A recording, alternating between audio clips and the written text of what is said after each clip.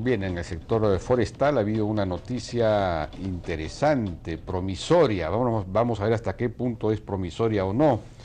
Y es un decreto supremo que favorece las plantaciones forestales en tierras de propiedad privada. El ministro de Agricultura salió a decir que se podría sembrar hasta 4 millones de hectáreas, sobre todo en la selva alta, con este régimen que en buena cuenta simplifica las cosas y convierte a las plantaciones forestales en plantaciones similares a la agricultura de agroexportación, digamos.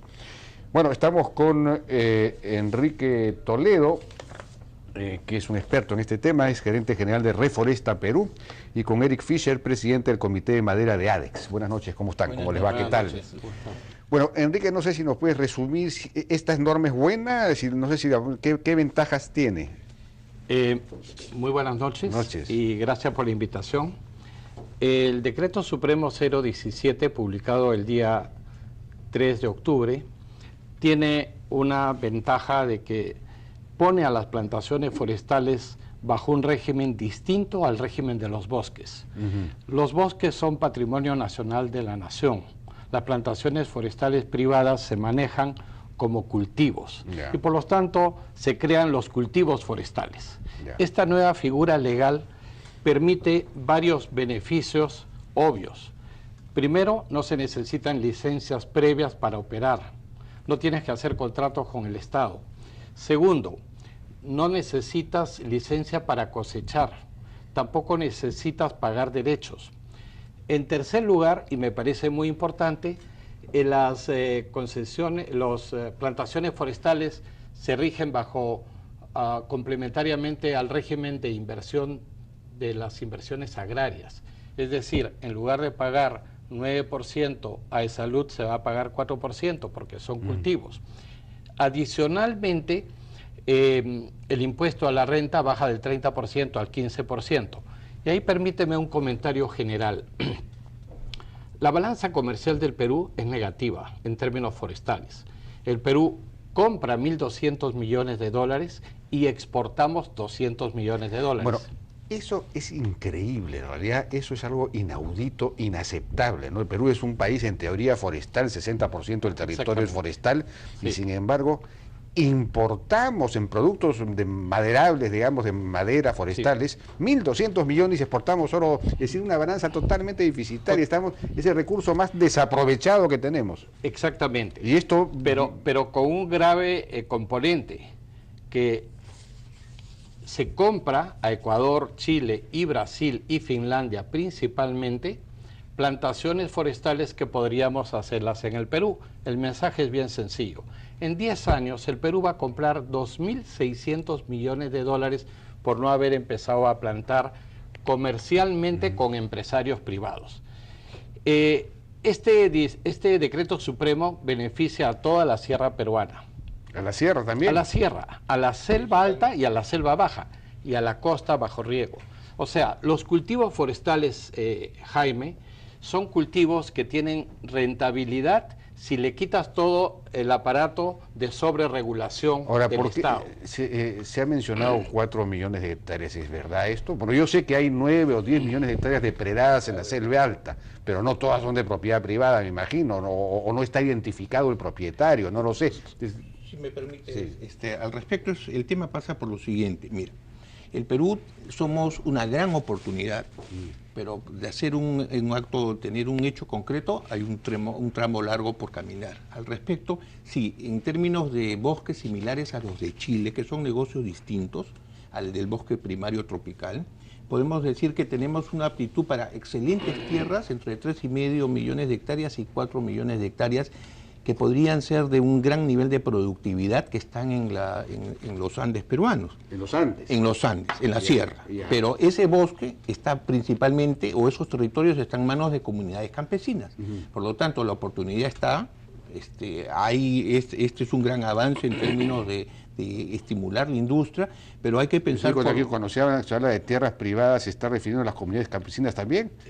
Solo si me permites. Mira, complementariamente a lo que dice Eric, en los Andes peruanos hay 2 millones de hectáreas que tienen aptitud forestal y que tienen carretera, tienen energía, y que lo que se busca ahí es una alianza estratégica comunidad campesina empresario privado. Pero en verdad, y lo digo como empresario después de haber sembrado 18 millones de árboles, la mayor competitividad de las plantaciones forestales está en la selva, en la Amazonía peruana. Las mejores tierras deforestadas, por ejemplo la región San Martín. La región San Martín tiene 1.6 millones de hectáreas deforestadas. 800.000 hectáreas están tituladas y 800.000 hectáreas no están tituladas. ¿Cuánto producimos nosotros con biotecnología y mecanización y fertilización? Nosotros hacemos 50 metros cúbicos por hectárea por año. ¿Cuánto hace Chile? Por clima, por las plantaciones forestales del sur, Chile no puede pasar de 25 a 30 metros cúbicos en promedio. Clima más frío.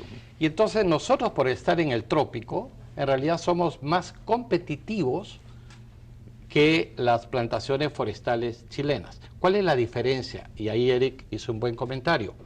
La diferencia es que Chile tiene propiedad privada hace 100 años y Chile desarrolló ciencia y tecnología forestal y cada empresa chilena tiene entre 200.000 y 800.000 hectáreas. Y por lo tanto, exportan 5.900 millones de dólares y es una realidad distinta a la peruana. ¿Cuál es el reto que tiene Perú?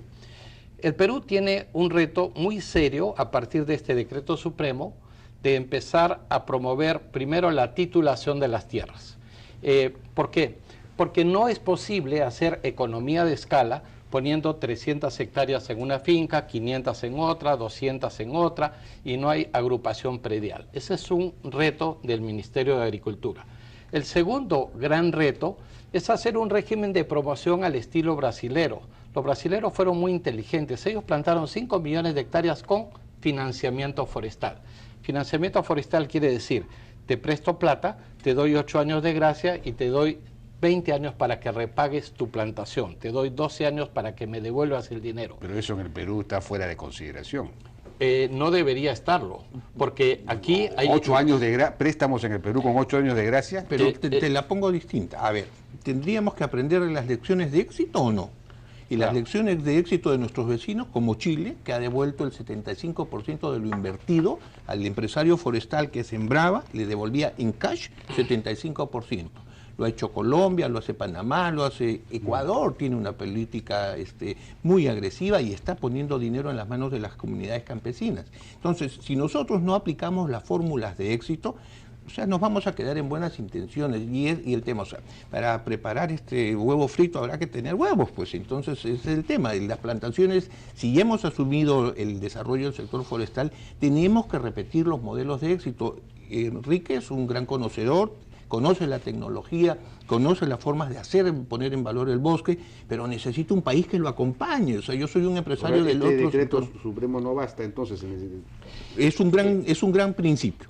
Por lo pronto va a dinamizar mucho, digamos, a campesinos de la Sierra Central, que tiene un efecto social importante, porque hoy día ese campesino que tiene su parcela de 4 o 5 hectáreas o 2 hectáreas, tiene sus arbolitos, y para venderlos, antes era un sacrificio o simplemente ni los cultivaba o no los podía vender.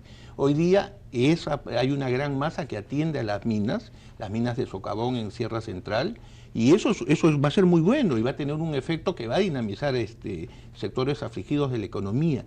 Pero es una pequeña parte, un pequeño beneficio que no vamos a lograr el grande si no cambiamos la visión de país y entendemos la magnitud del negocio, tanto en el bosque tropical amazónico como en áreas distintas. Esto supone regresar a la banca de fomento. A ver, ya no existe en el Perú hace 20 años. Sí, correcto. El tema es muy sencillo.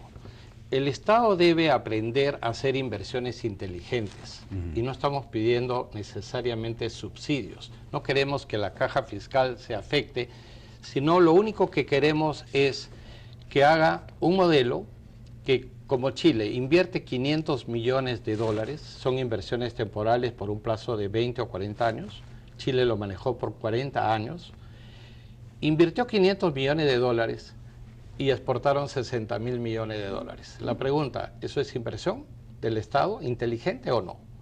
¿Cuál es mejor inversión? Te hago otra pregunta. ¿Por qué el Estado sí ha invertido en todas las hidroeléctricas y represas del Perú para la agroexportación exitoso y felicitamos a los empresarios agroexportadores peruanos por el éxito?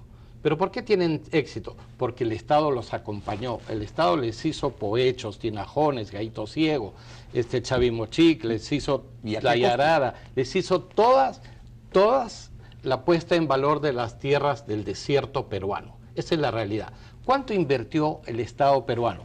Más de 20.000 a 30.000 millones de dólares en los últimos 40 años. ¿Cuánto ha invertido el Estado peruano por los forestales? Cero. Esa es la realidad.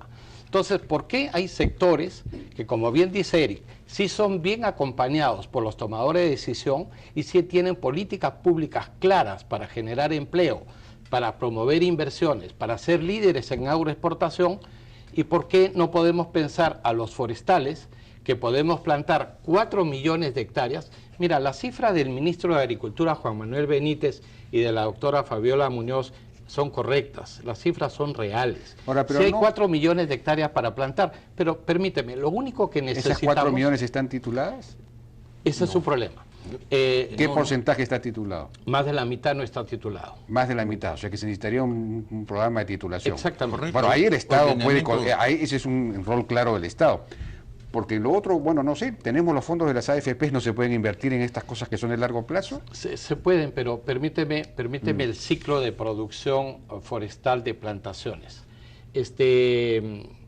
Estaríamos limitando solamente a aquellas empresas que quieran retornos de sus inversiones a mediano y largo plazo, como las AFP. El tema es que hay que promover a todo tipo de empresario.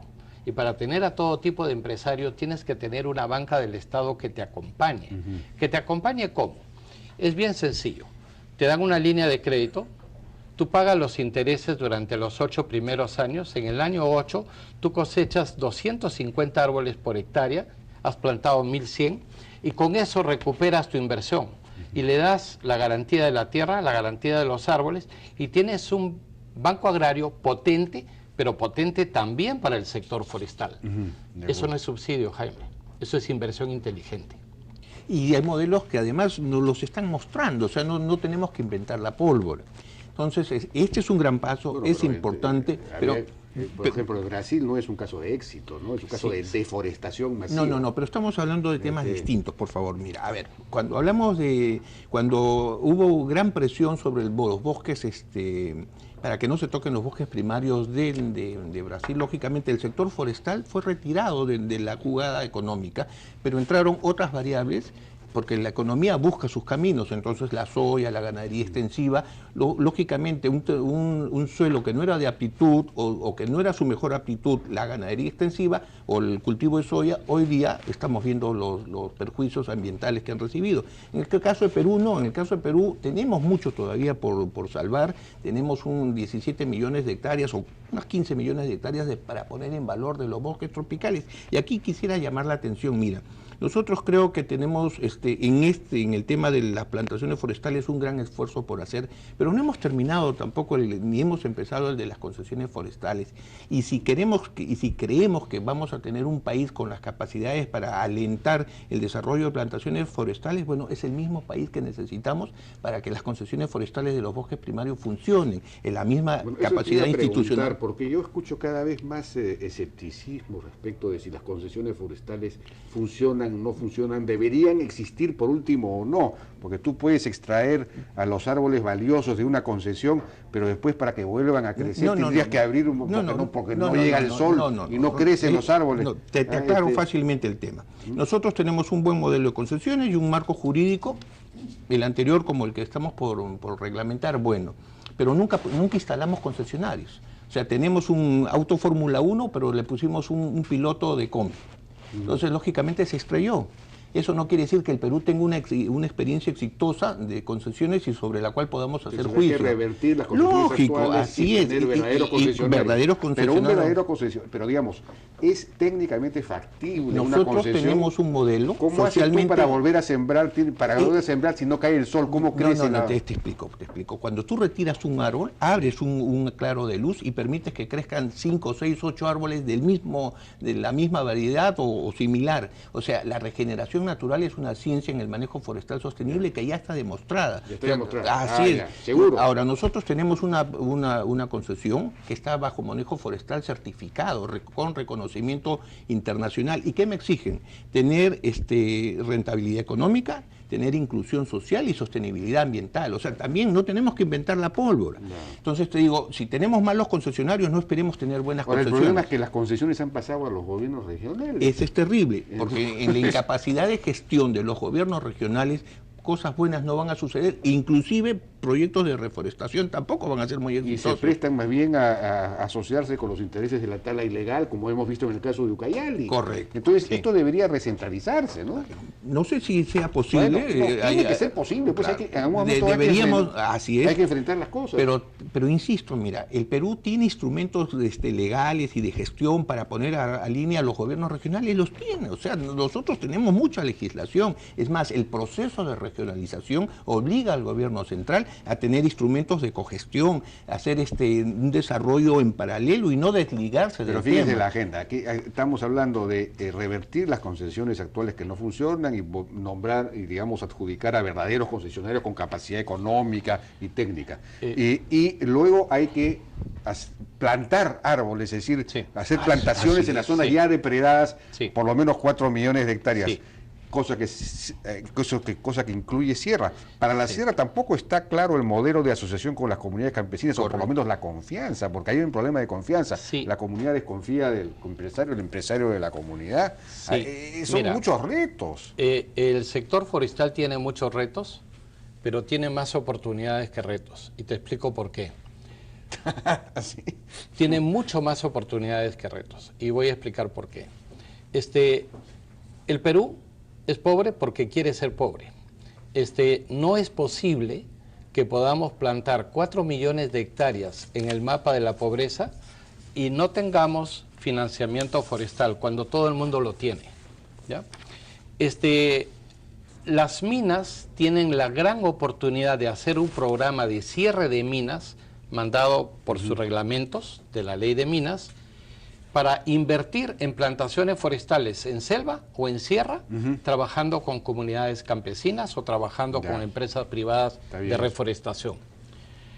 Luego tú tienes que estas 4 millones de hectáreas que han sido planteadas por el ministro de Agricultura han sido planteadas bajo una decisión política. Esta decisión política, este decreto 017, Jaime, de acuerdo a lo que nos han anunciado, es el inicio de un programa de promoción de plantaciones forestales que viene del Estado, que viene del gobierno. Entonces, ahora tenemos retos, pero tenemos oportunidades. Por ejemplo, ¿sabes cuánto va a ser el mercado mundial de madera ahora? 480.000 millones de dólares. ¿Cuánto participa el Perú? 200 millones. ¿Quién es el principal comprador de madera? La China. Los brasileros quieren cambiar la posición geográfica de Perú por plantaciones forestales. Y dice, ¿cómo es posible que ustedes están mirando al gran mercado que se llama China y ustedes no plantan 4 millones de hectáreas de esto? Entonces, sí hay muchas oportunidades. Finalmente, para comentarte el tema de bosques, el manejo forestal sostenible es algo que técnicamente es absolutamente viable. Y lo único que nos falta, Jaime, son más empresarios. Más empresarios. Y un Estado que te acompañe, ¿no? Porque en esta guerra no se puede pelear sola. Así es, no hay Estado. Y más periodistas como tú que tomen en serio este tema. Bueno, muchas gracias por eso, muchas gracias a los dos por su participación. Es una discusión importante porque este es el gran recurso subutilizado, subexplotado en el Perú, el recurso que tiene mayor potencial. Y que podría cerrar la brecha del desarrollo de nuestro país. Quizás lo que no ganemos en tecnología, o sea, yo no veo al Perú con un Silicon Valley de acá a 10 años, pero a partir de los recursos forestales podemos cerrar la brecha del desarrollo y encajando en la agenda del cambio climático, encajando en la agenda de la economía del agua. Porque todo esto es captura de carbono, ¿no? Resolver problemas ecológicos, resolver deforestación. Todo gana, todos y todo gana. Correcto. Muchísimas gracias a Enrique Toledo y Eric Fischer. Vamos a una pausa, regresamos ahora con Felipe Rey, quien es gerente general de Resco y que tiene la solución a otro problema muy serio. a un problema muy serio que es el del cianuro en la minería, en encontrar una tecnología para sustituir el cianuro por un derivado orgánico del maíz. Regresamos.